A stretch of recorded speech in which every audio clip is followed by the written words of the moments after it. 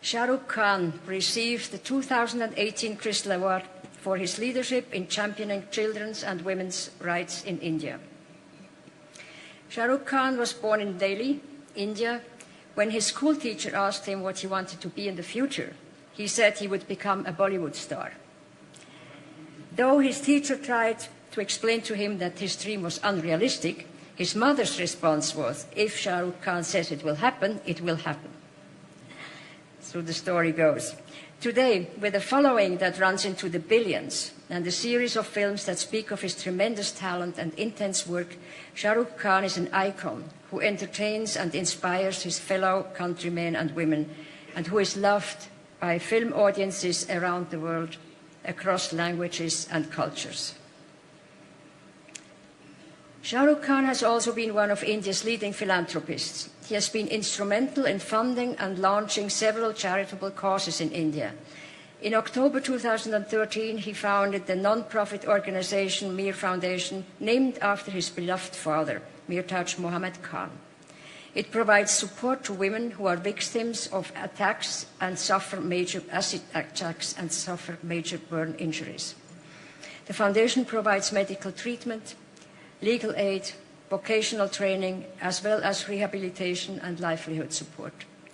Shah Rukh Khan has also helped create specialized children's hospital wards and has supported childcare centers with free boarding for children undergoing cancer treatment.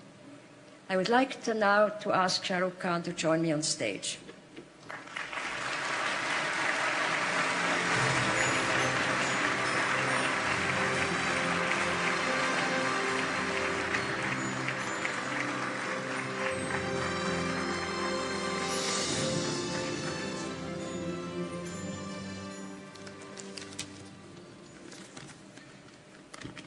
I'm genuinely and deeply grateful for this honor, and it is indeed a privilege to be in the company of two phenomenal and extraordinary human beings and talent, Kate Blanchett and Sir Elton John.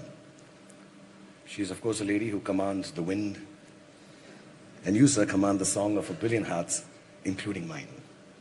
So I'm really, really touched that I've been chosen between these two.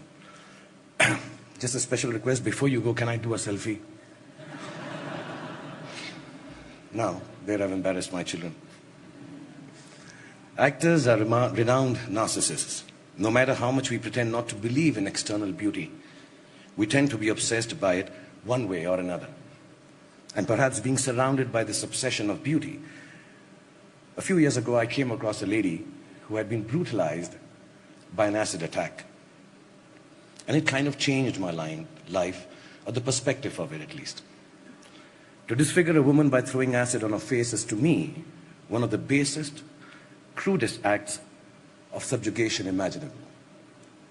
At the source of it lies the view that a woman does not have the right to assert her choice, to say no to the advances of a man or a group of people.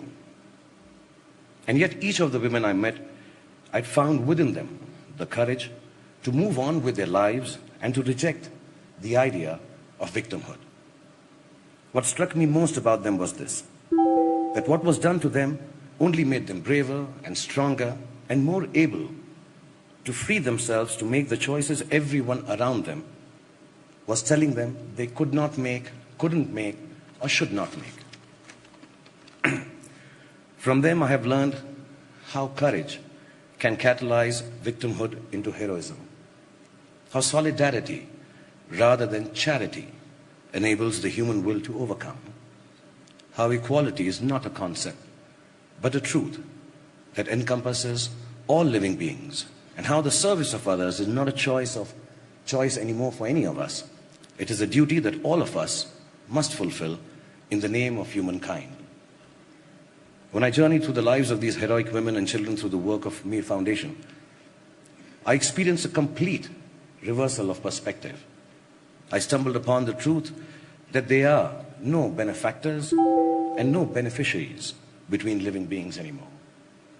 There is just a vast pool of resources, natural, spiritual, economically, technologically, that everyone is equally entitled to, but only some have gained more access to it, either by accident, as in my case, or by design and talent and hard work, as in the case of all of you present here.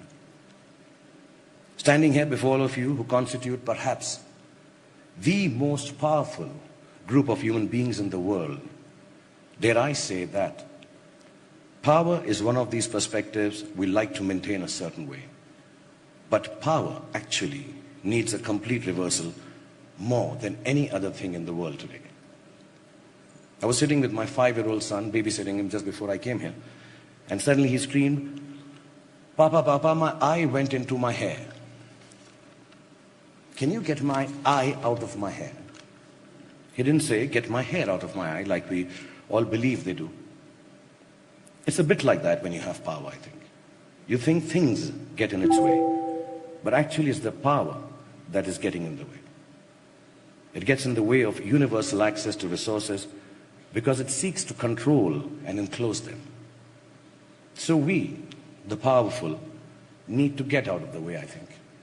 To pick the barriers apart, the ones that give us names and races and colors and hierarchies. We need to get out of the way and into the work of breaking open access for each and everyone with a true sense of ourselves, not as more powerful or less privileged, but genuinely as equals. That is what I have learned from my beautifully scarred women.